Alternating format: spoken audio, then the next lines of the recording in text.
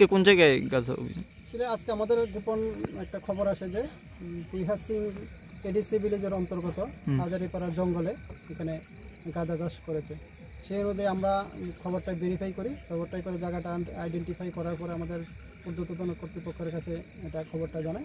তারপরে প্ল্যান করে আজকে আমরা প্ল্যান করে ওই তিহার সিং ভিলেজের যে এডি ছিল হাজারিপাড়া জঙ্গলে যে আমরা প্রায় 200 গাছ আমরা রেস্ট্রি করি, যেগুলির বাজার মূল্য প্রায় 3 লক্ষ টাকা হতে পারে। এই লোকেশনটা থানা থেকে কতটুকু দূরে? থানা থেকে প্রায় 15 কিলোমিটার দূরে।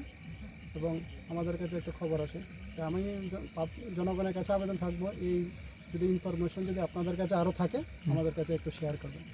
আজকে এই রাত্রিকালীন কাটার কি উদ্দেশ্য? আমাদের কাছে সন্ধ্যার সময় ইনফরমেশনটা আসে, সেই জন্য আমরা লেট না করে আজকে আমরা অপারেশনটা করি।